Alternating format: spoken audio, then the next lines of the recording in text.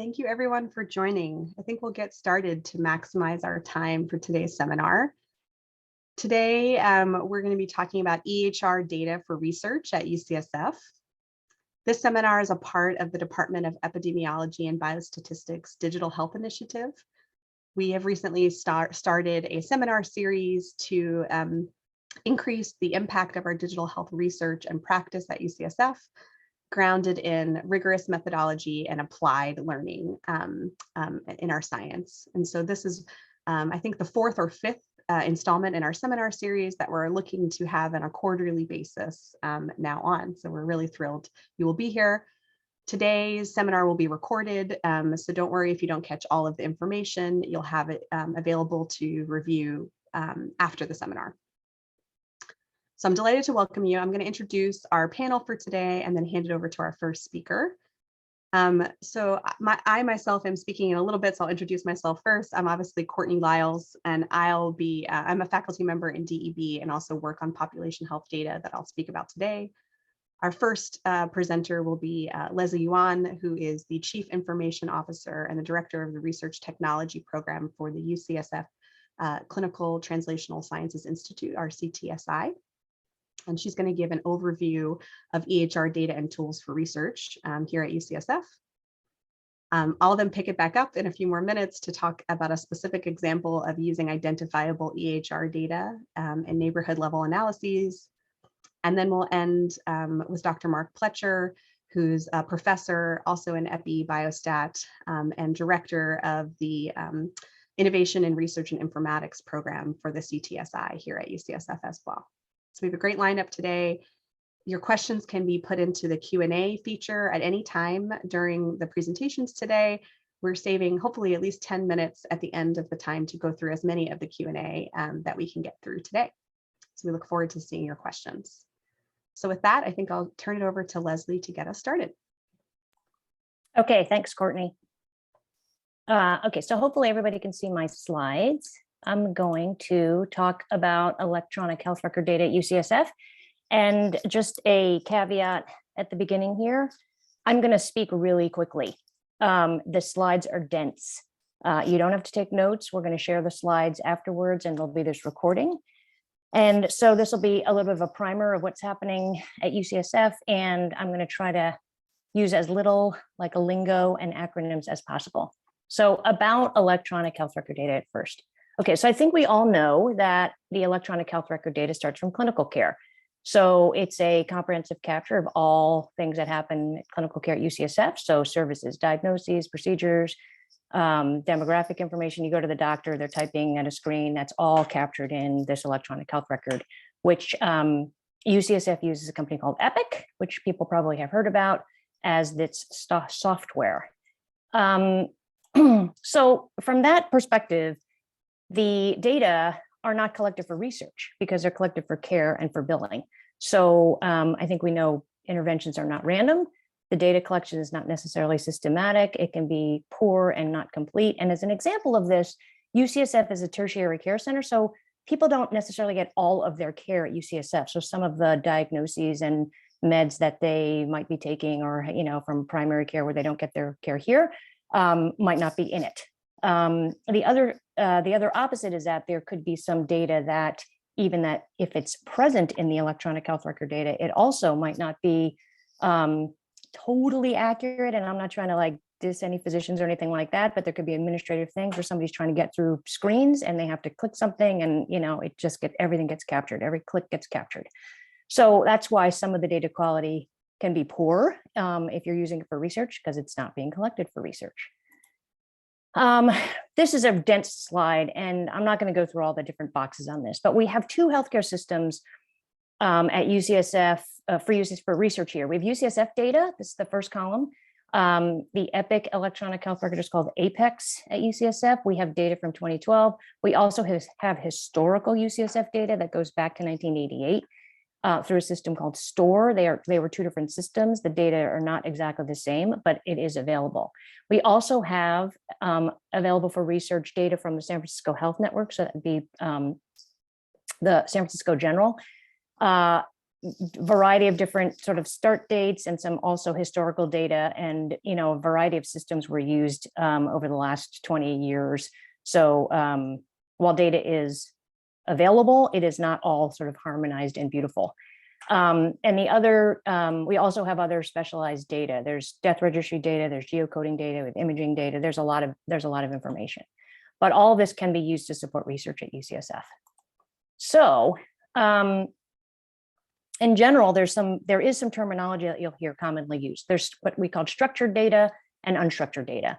The structured data is the most commonly used data for research studies. It is easily searchable or organized, lab tests, diagnoses, medication orders. You can sort of imagine an interface where you're using a pull down menu or something like, something like that, picking something, checking boxes off.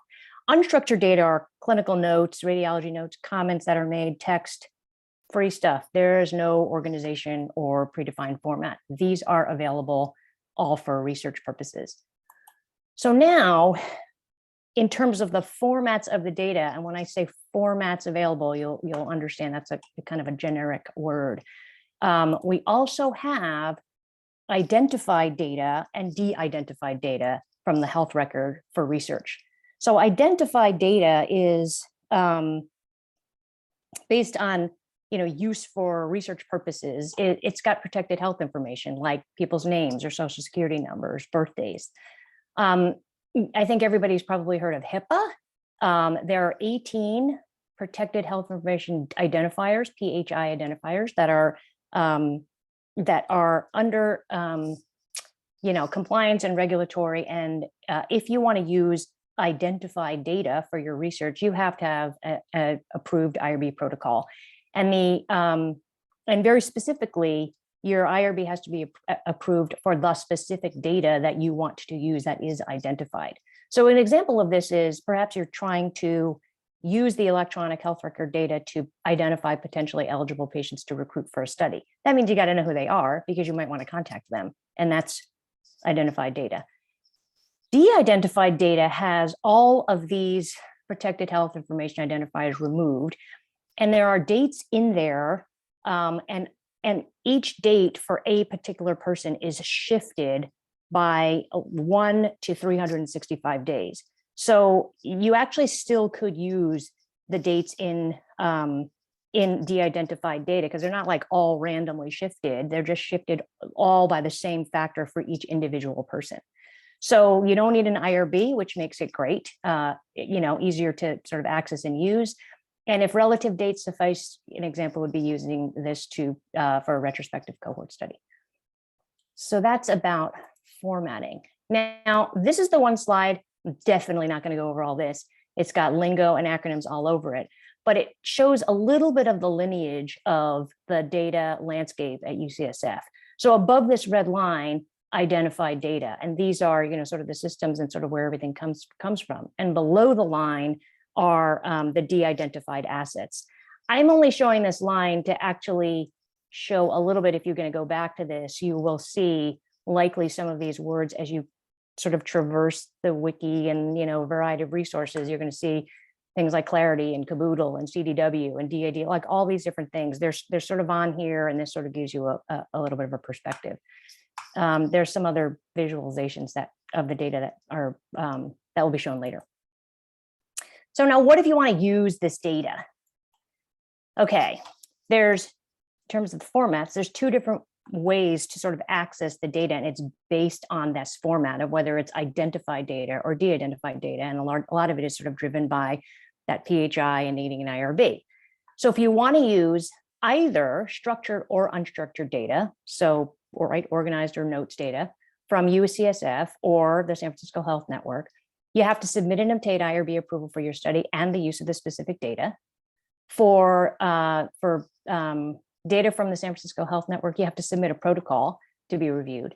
And then you're basically going to be requesting the data to be extracted from the UCSF Academic Research Systems team, ARS, the team. They work in IT via this URL, and they're going to access the most detailed data. This is known as Clarity. It's a reporting database. And there is an hourly recharge for this for accessing this data and having this team work with you, figure out exactly what you want, and then extract the data for you. For the de-identified data, and this is kind of specific, UCSF has de-identified data right now. The data from the San Francisco General is not yet de-identified. So this would only be specific to de-identified data at UCSF. You don't need an IRB. And this is seemingly as easy as putting in a help ticket and requesting access for research. There will be trainings required and signatures required and some approvals required. It's all in the form. It's an easy form to fill out. But because you don't need an IRB, this is actually a fairly fast and simple process to get access.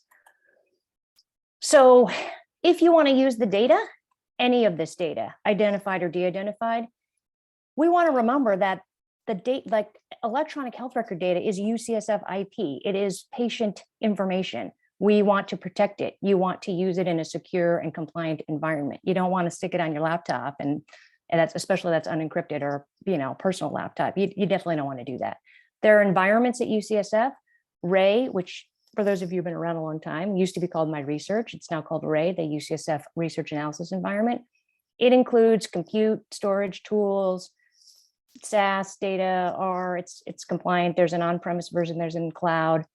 And there's also the Information Commons, which is a high-performance compute infrastructure, cloud hosting, on-premise hosting, the Winton high-performance computing cluster, and data science tools. So folks that are, need large compute or fast computing power, parallel processing and things like that are going to be using the Information Commons if you're doing that kind of a study.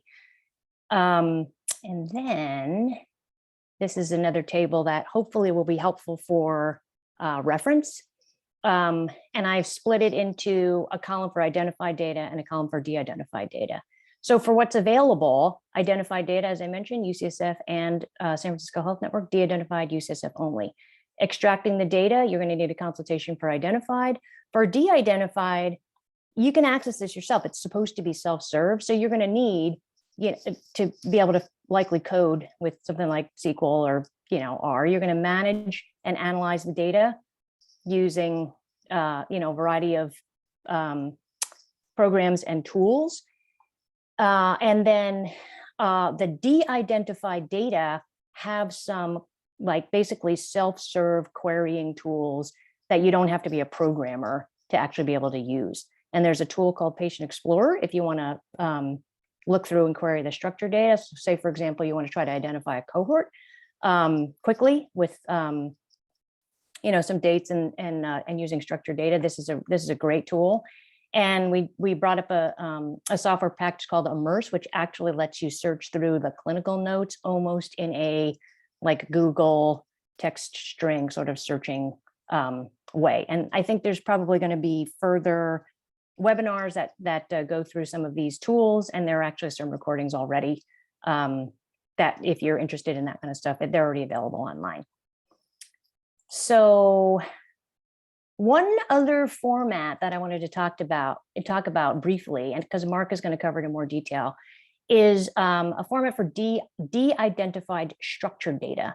And there are standard data models, and you might hear something called OMOP or PCORnet, where these data are great for cross-system comparisons, multi-site studies. So in this example actually shows sort of the best thing. Multiple systems, health systems, might be using different electronic health record software. They might be using different coding vocabularies from ICD-9, 10, CPT codes. So atrial fib has all these different codes, and they can all be simplified down into one, in this case, OMOP concept ID. That's this 313217. That has to be atrial. So you can see actually there might be some loss in the data fidelity of a specific code, but if you're looking across multiple systems and you're trying to look for atrial fib and you're fine with that potential loss of data fidelity, these accepted standards make it much easier to do multi-site studies. So OMOP and PCORnet are two examples of standard data models. Mark will talk a little bit more about that.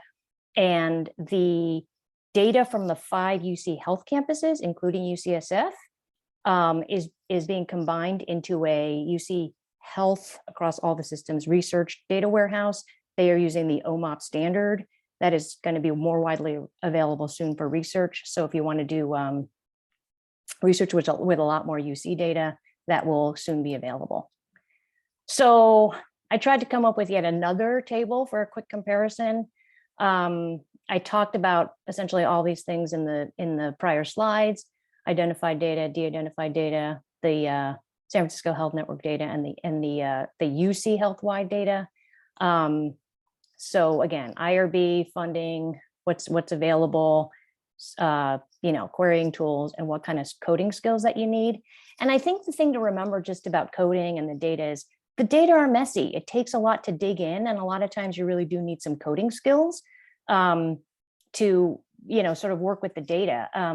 Even if you're using identified data, if you are working with the ARS team and you're asking for a lot of data back, and then you're going to manipulate the data and try and figure out things like the last date of the medication ever given, or the most commonly prescribed something, you're likely going to need to use R or SQL to basically figure out what you want from a really large data set. So again, lots of services available. You got to dig in, and you have to have some technical skills likely, or somebody on your team that has those skills. The last thing, there's some key support resources that are available. There's a research data assets office hour. They provide tutorials. You can get answers for help. It's sort of general office hours. There's an email here that you can send your information to get on the distribution and find out more about it. The UCSF wiki is being used a ton for a lot of detailed FAQs, information, and you can search for these terms to actually sort through the wiki, because there's like 1 million pages on the wiki. There's data.ucsf.edu/research. That has a lot of information. The IRB, of course, has a lot of information. If you want to know what all those 18 identifiers are, they're listed here, along with, on many other sites if you Googled it. And population health, which Courtney's going to talk about, on another website for resources. That is my quick overview, I think. I am going to turn it back over to Courtney. Thanks very much. Thank you so much, Leslie. A very comprehensive overview of data. And don't worry, like I mentioned, the slides will be available, and so will the recording. So hopefully people can go back to all of the great things that you put forward. Okay, so that's the environment, right? Those are all of the years of work that's gone in to create a lot of different access to EHR data for especially researchers based here at UCSF. I was going to walk through an example of how we've utilized some of these data, and I'm focusing specifically on identifiable EHR data that Leslie went over. So I'm coming here from the lens of the UCSF Population Health Data Initiative. So this is an initiative that was funded first internally through a strategic initiative fund, and has been spearheaded by Dr. Kirsten Bibbins-Domingo, who's our Vice Dean for Population Health and Health Equity in the School of Medicine. And one part of PHDI is what I have been working on Kirsten with for a number of years, and many others, which is about thinking about our EHR data assets and using them to increase the ability to think about population level and health equity questions with EHR data. And we've done a lot specifically related to geotagging of addresses, patient addresses within the EHR that I'll talk about today, and linking those to place-based data sets. So we have obviously a research capacity. We're trying to increase the capacity of everyone to do research with those kinds of lenses, but also we really want these kinds of data to be aligned with our Department of Public Health, our healthcare system leadership, and to be able to extract data and combine data in ways that will advance quality improvement and other programs as well. So before I get into the EHR side, which is what Leslie just gave a great overview on, I thought I would talk about some of the other data that we've combined with EHR data to get us on the same plane. So we've been thinking a lot about place within PHDI. And obviously, I think many of you are aware that place matters when it comes to health. So where people live really influences their health, the access to resources, health behaviors, and a variety of other things. This has been known for a really long time. And when we thought about this project, we wanted to try to glean publicly available data sets related to place that others might be interested and want to use. And so we have taken down a number of publicly available data sets on place-based indicators, and we've put them up on a website called Health Atlas, which is available at the link here called healthatlas.ucsf.edu. And Health Atlas has over 150 variables on it.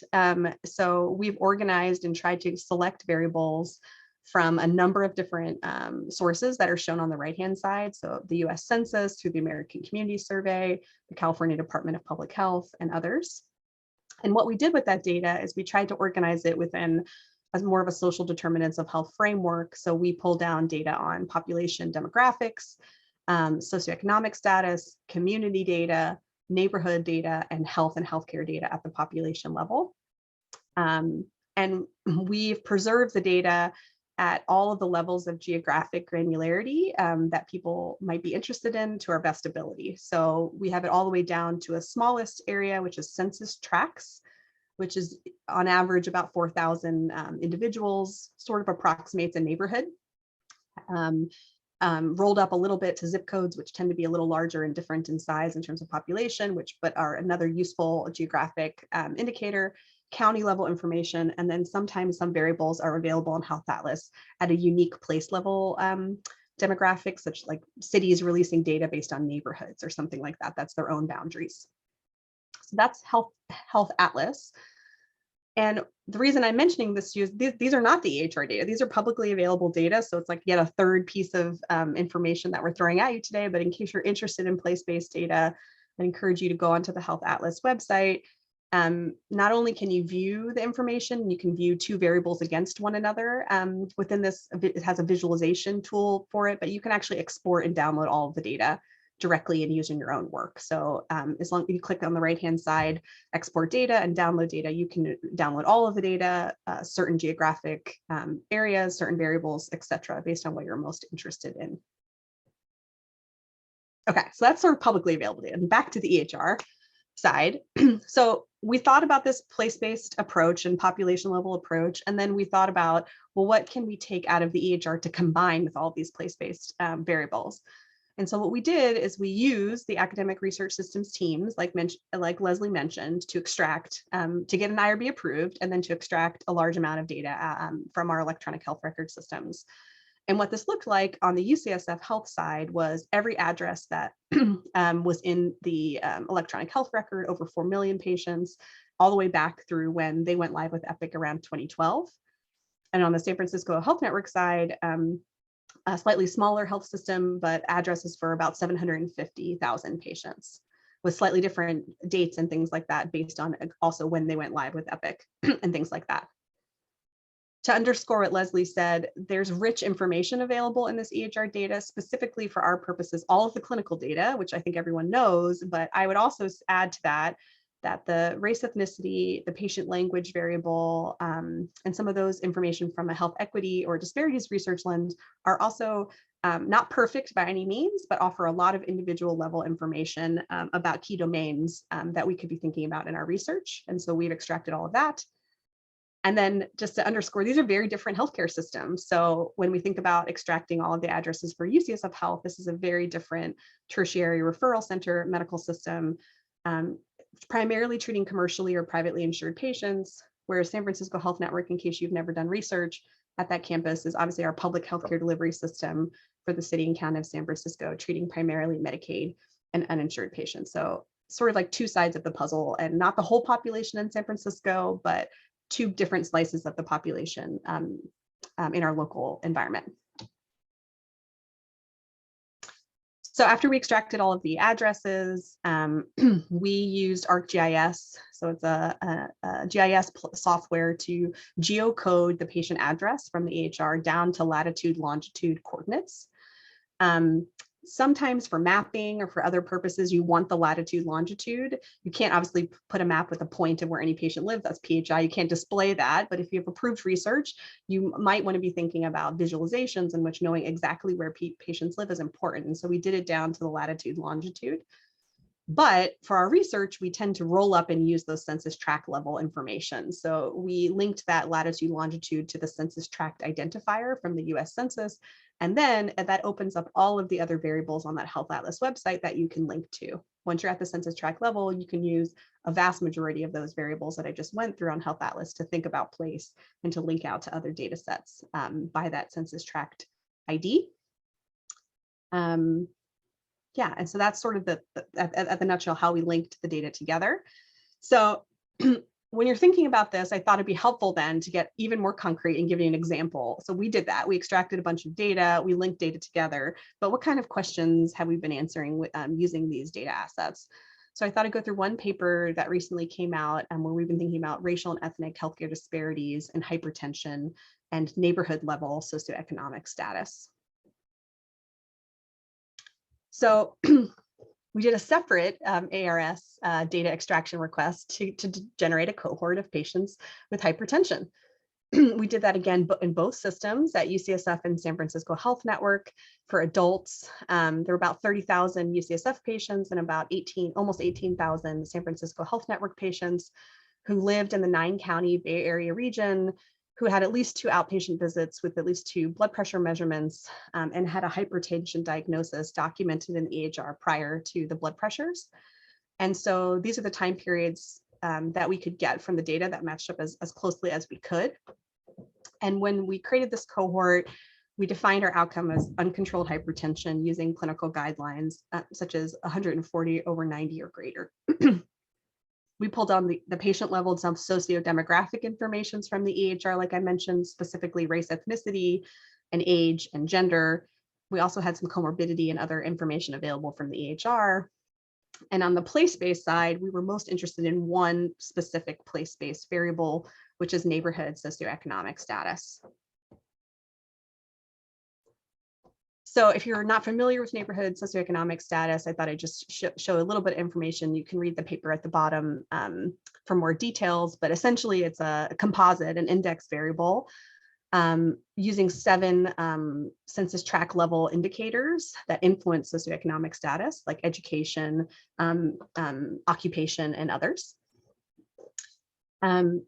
Just to be clear, this is a true place-based level variable. It's describing a census tract, which approximates a neighborhood, and it's not the same as individual level socioeconomic status.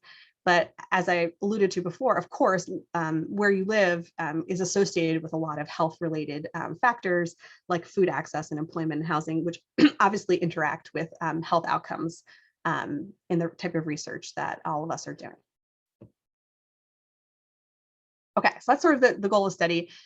This is one example. It's sort of a busy map, but just to give you an idea of some of the things you can do when you think about place and linking that with EHR data. So on the left-hand panel, this is just patients at UCSF Health. It's all San Francisco, right? Cut into those census tracts that I've been mentioning. There's about 197 census tracts in San Francisco. You can see the darker blue represents more UCSF patients within that census tract. And then the size of the circle represents how many patients with hypertension live within that census tract. So the bigger the circle, the more patients with hypertension.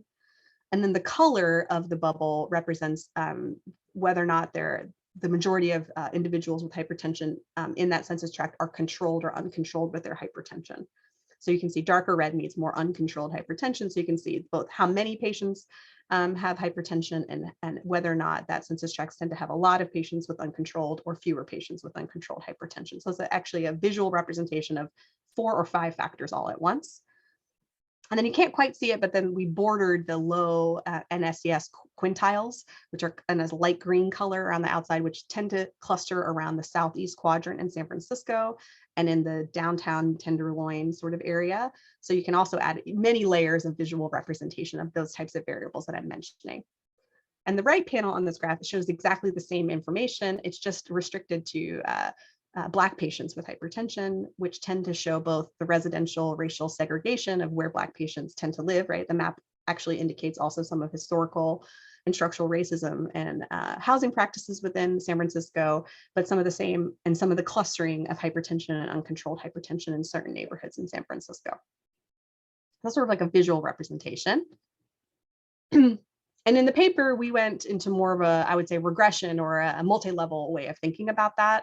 And what we really wanted to know when you think about place and hypertension control and hypertension disparities was whether or not neighborhood socioeconomic status was a mediator of racial and ethnic disparities in hypertension control across these two healthcare systems.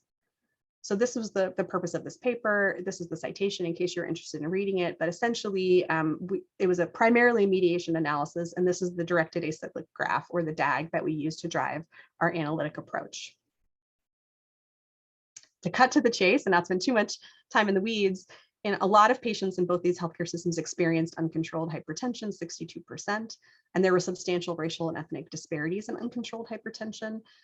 So you can see in the red sort of circled findings here that in the mediation analysis, which is what we were most interested in sort of teasing apart here, that neighborhood level socioeconomic status accounted for about 7% of the disparity, the racial ethnic disparity in hypertension outcomes. And that was about 6.6% of the Black-white disparities in hypertension control and about 7.2% among the Hispanic Latino disparities in hypertension control. And so it was a small but moderate, small to moderate rather effect, a mediation effect. We did one other analysis because we know that these two healthcare systems are very different in terms of who they're treating and who's represented in the data, where we did not adjust for healthcare system. So UCSF versus San Francisco Health Network, and the mediation of neighborhood socioeconomic status went up to 11 and 13% of the disparity for Black and Latino populations respectively.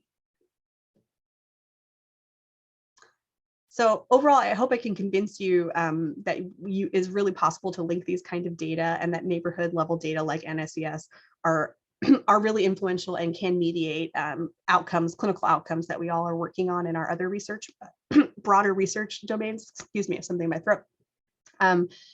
And I want to also make the case that, of course, I think I would just want more people to join us in this population level view of using our EHR data, since we know that racial and ethnic healthcare disparities are more than individual level risk factors and attributable to many multi-level causes, and hopefully more novel combination of these data sets can actually give us new insights and actually change the way we're thinking about interventions moving forward. Okay. There's a lot of data. I would say moving forward, I wanted to leave everyone here today with this idea of really thinking about the wealth of EHR data assets that we have at UCSF, and thinking about combining that with other data that might be available to you all in your everyday research. Remembering the strengths of the EHR data, especially I would say for some of the language and race ethnicity variables that can be leveraged within our own patient population to really understand disparities and tease apart interventions and programs in the future. Recognizing that none of these data are perfect, right? The EHR data are not containing a lot of other social determinants of health data very well, like income or education or many others. Although I hope in the future, EHRs will continue to increase documentation of other social determinants of health that will improve our research. And I hope you can see an example of how we've used the EHR data and the EHR data assets acquisition process to advance our overall goals of PHDI. If you specifically are interested in the geocoded level EHR data that we have abstracted and geotagged, you can actually request that. So when you're going through that process that Leslie outlined, and you wanted to, you have an IRB approved and you want ARS to extract data for you, you can actually ask them to pull down the census tract identifiers or other information that are necessary for your study.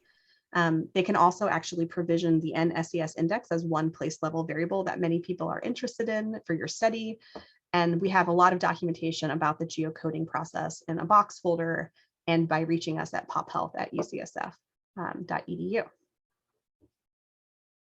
So I'm presenting today, but of course this was the work of many, many, many people. Just wanted to acknowledge that Emily Liu was the author of the paper I just went through and her amazing paper, and then the broader PHDI team for all of their work on this topic. Thank you all for your attention.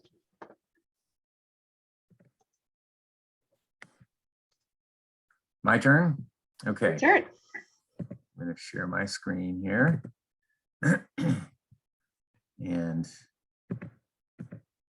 I hope you all can see that. Okay, so I'm going to focus a case study here and a little discussion about how to do multi-site EHR-based research, and in particular, the role of common data models, which Leslie mentioned some.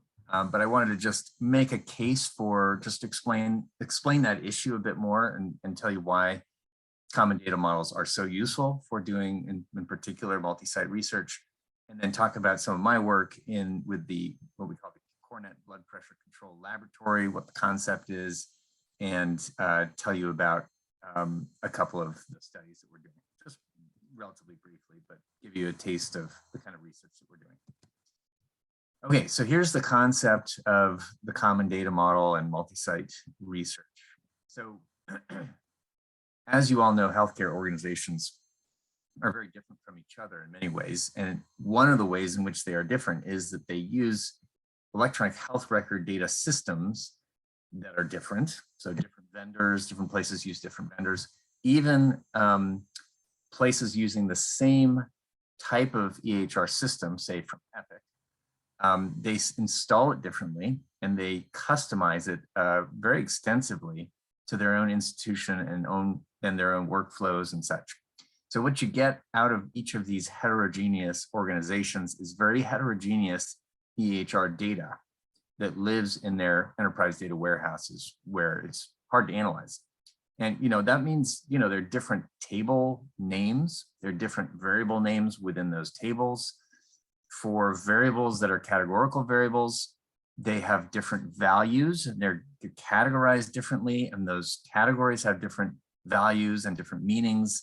And they're just different internal coding schemes, like some of the schemes you saw that Leslie showed for atrial fibrillation. These schemes they're just not necessarily aligned in a way that's easily analyzable across systems.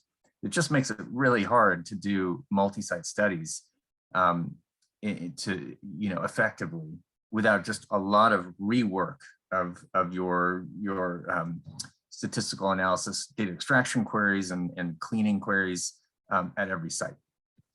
So that's the rationale here for why it's useful to invest in creating common data models, because common data models essentially harmonize all those features.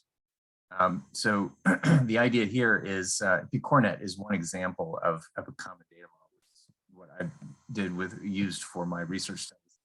There are others, but the idea here is that there are ETLs, those are extract, transform, and load operations at each of these sites that are individualized, that create a common data model at each site where the data is deposited in a common format with the same table names, same variable names, same categorical variable values, et cetera, in a way that is essentially homogeneous across these sites. And those ETLs only need to be defined once, essentially, for each site.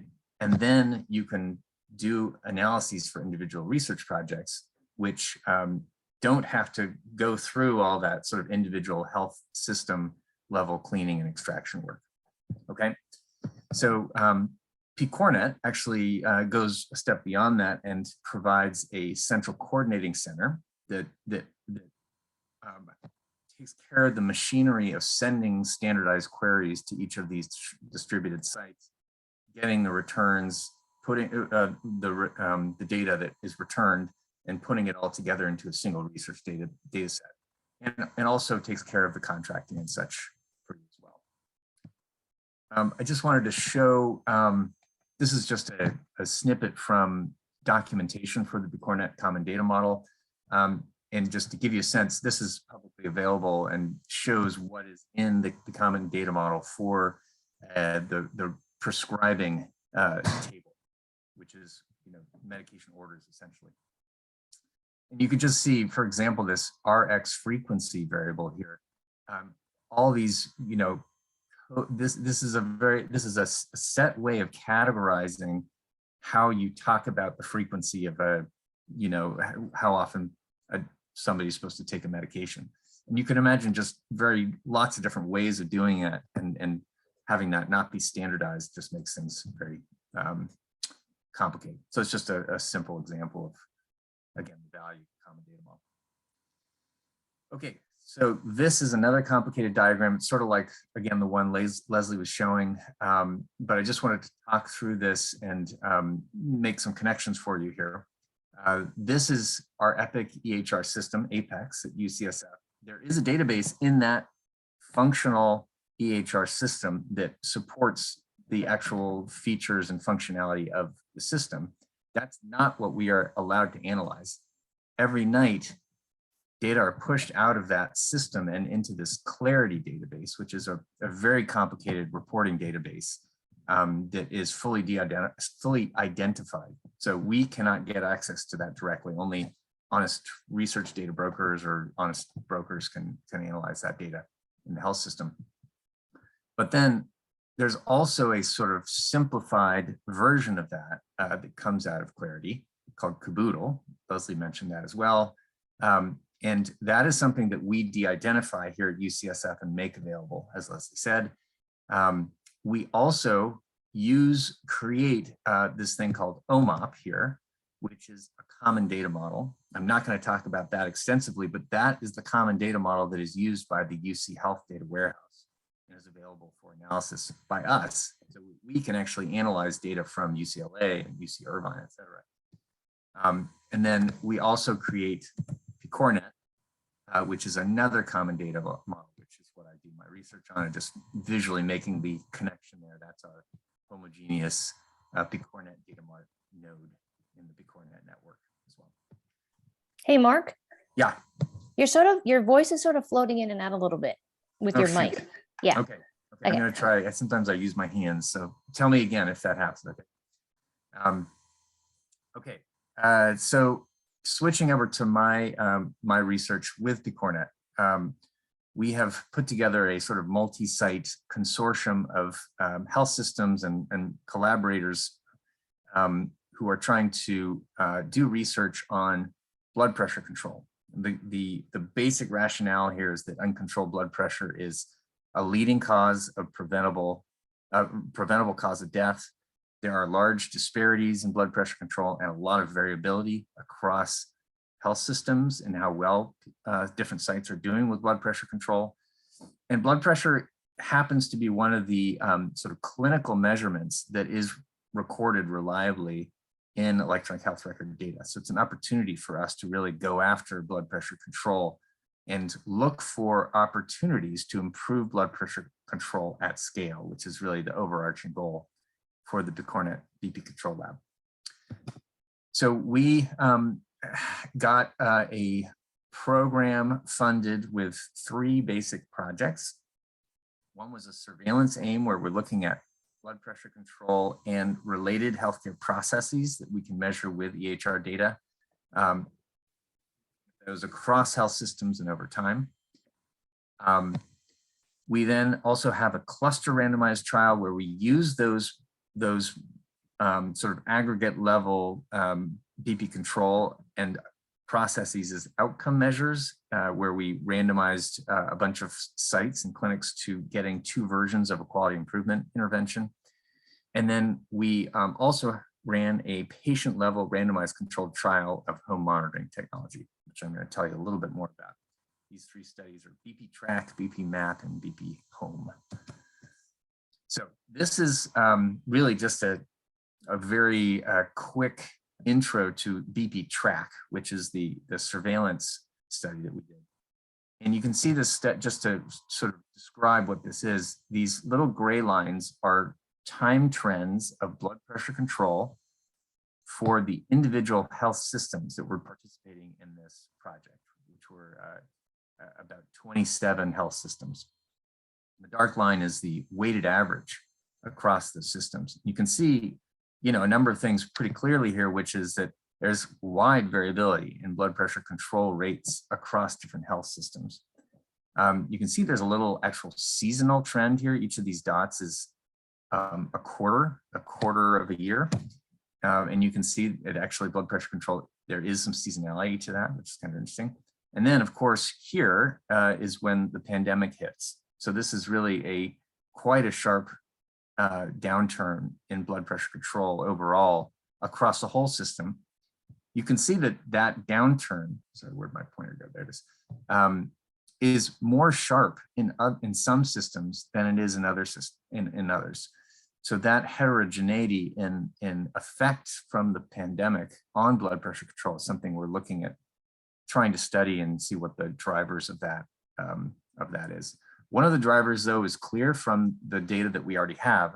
This is one of the process measures that we follow in the BP Control Lab, which is getting a repeat visit within 4 weeks after you had a visit with uncontrolled blood pressure. And the proportion of patients who have one of those repeat visits, is hovering in this sort of 2/3-ish area of the chart here, and then takes a dramatic drive here, as we all know from the pandemic, when ambulatory visits were curtailed. And that has recovered to some degree, as you can see from the chart, but not completely. Okay, so that's a demonstration of what BP Track is all about, and again, the value here is we would not have been able to do this sort of systematic analysis across health systems in the same way without a common data model. So I'll make that connection again. I'm not going to go through this in detail, but I'm just showing some of the metrics that we have. We also track in the BP Control Lab, and just make the point that we have just a single set of SAS queries, which are distributed, which calculate metrics on a quarterly basis, also stratified by age, sex, and race, ethnicity, and can also gather data specifically for specific clinics within a health system. Okay, I'm now going to shift to BP Home. We're trying to finish in time for you to have some question times, so I'll go through this quickly. BP Home is a study of how to do self-measurement of blood pressure, home-based measurements, which is strongly recommended by guidelines, but it's actually not that effective if you don't provide some sort of other support along with home blood pressure measurement devices. That being case management, panel management, pharmacist prescribing, technology integration, various things. All those things can cost a lot of money, and also just take a lot of effort at the health system level often to make that work.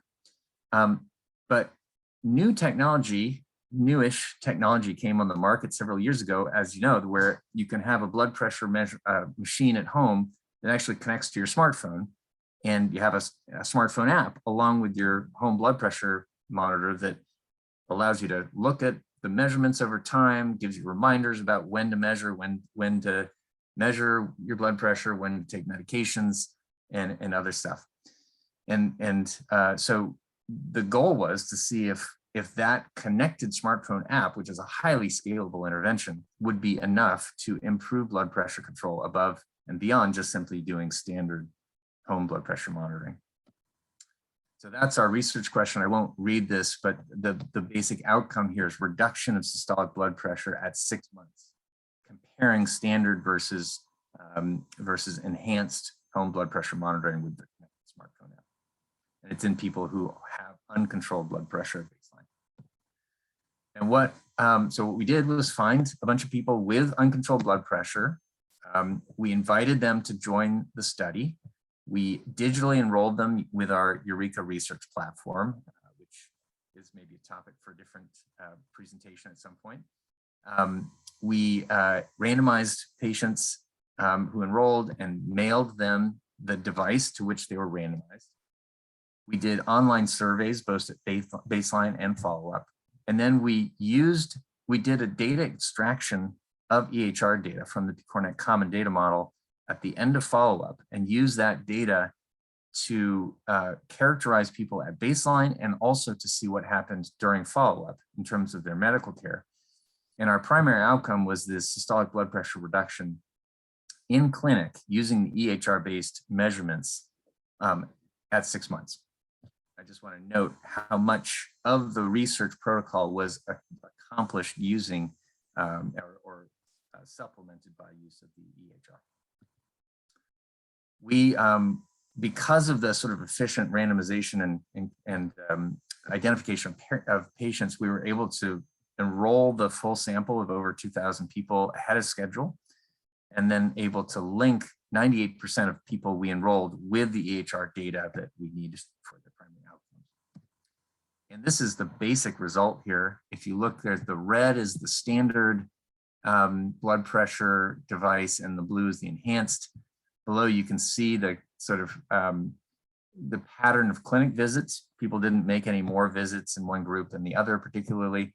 And the top graph shows the average of all the weekly clinic blood pressure measurements that we collected over time, both actually before the intervention and then after. And you can see there's a fairly big drop in blood pressure very quickly after people were enrolled in this study and assigned their blood pressure device. But really, there's no difference at all over time in the different groups. So that's the bottom line. There was a modest systolic blood pressure drop in both groups, probably some of which is due to regression to the mean. Patients liked both devices equally well, really no differences, and I won't talk through the subgroup analyses, which are also essentially null. So the bottom line is that just having a smartphone app along with your blood pressure control just doesn't help very much with BP control. So we felt sad that it didn't help, because it would have been a great scalable intervention, but I think, but felt like we did answer the question relatively definitively that that this strategy doesn't make any difference, at least the way we applied it. I won't go through this in detail, but just making some points about efficient recruitment, real world measurements. There's some trade-offs there, and some other lessons that, I've been saying that common data models make multi-site EHR data studies feasible. Real world measurements have their pros and cons, and there are a lot of applications of EHR-based data, including surveillance, looking at healthcare processes and quality over time, interrupted time series analyses, et cetera. I think I'll end there. Sorry, I rushed that a little bit at the end, but I do want to just leave some time for questions. I'll invite my colleagues to also show themselves and be available here. How should we do the questions here? Yeah, thank you so much, Mark. I think maybe because for the recording, not everyone can see the Q&A, so maybe that we typed in, so maybe I'll just reiterate a few of the Q&A questions, and then I'll ask a question of you about your talk, if that sounds good. Yeah. So I wanted to be clear, just to reiterate what Leslie was in your talk, that the de-identified data is not available for the San Francisco Health Network, but it is something that's been on our minds and a priority for us. And so we've been looking for funding and hope to be able to also provide de-identified San Francisco Health Network data assets into the future. So that was a question, and that was answered. And I wanted to reiterate that it's not available now, but hopes to be in the future. And so stay tuned for that. And then the other question that I think several of the questions were about the UC-wide, so the UC Health Research Data Warehouse. And I just wanted to emphasize for everyone who might watch this recording that there is a UC-wide research data warehouse available. It is de-identified. It is mapped to that OMOP data format. So it is a more rolled up version of EHR data that's standardized across all of the UC medical centers. You can request a consultation now at consult.ucsf.edu to learn more about it. But essentially, you have to write your code and access it against an OMOP-based standard if you want to access the UC-wide data. So just to be clear, whereas there's more options for UCSF data, right? You can get that in identifiable format. You can use the info comments. We have a lot more tools. For the UC-wide, it's only in one current format. Okay, so hopefully I answered. Leslie typed in a lot of those answers, so I'm paraphrasing for Leslie. One question, live question for you, Mark, in our last minute was, I think you gave a great example. So I went deep on UCSF data and combining it and what we can do. And then you gave a great example of common data models and taking a PCORnet approach for looking at blood pressure control across many sites, using sort of the leverage of sort of that rolled up and that standard approaches that across EHRs that sites can take. I think maybe you could explain a little bit more about how many PCORnet sites there are and what they look like, to give people a flavor of how that's there are other places of common data models, but PCORnet is a large one and one great example that you went through, and you could explain that a little bit more. Yeah, sure. PCORnet was created something like 6 or 7 years ago funded by PCORI, Patient-Centered Outcomes Research Institute. And there are something like 10 clinical research networks across the US, each of which encompass multiple health systems.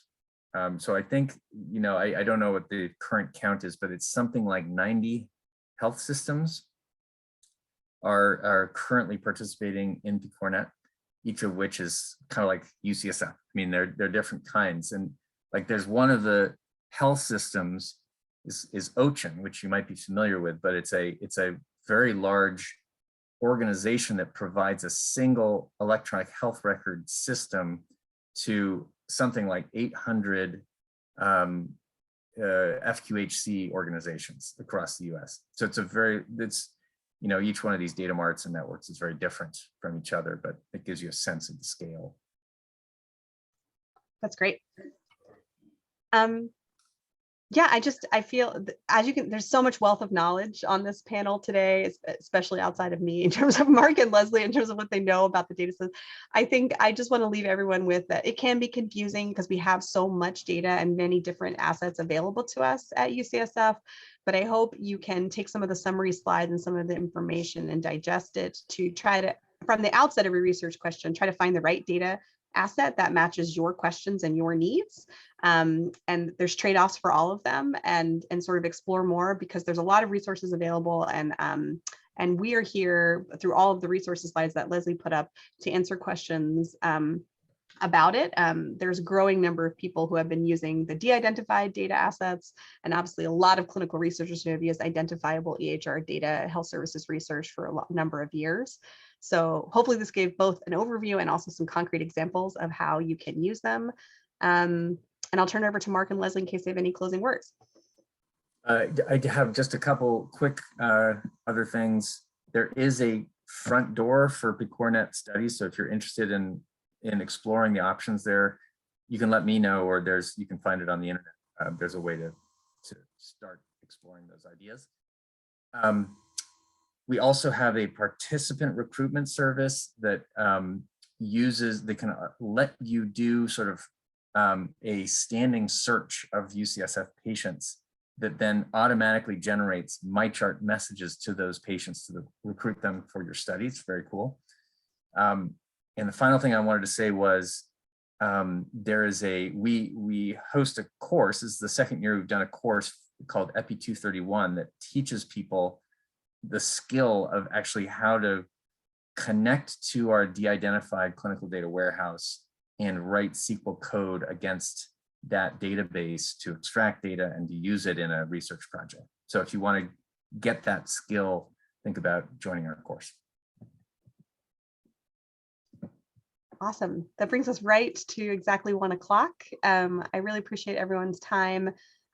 Please do check out the resources in the slides, and I think in the recording, and let us know if there are any other questions. Thank you, everyone. Thanks for listening.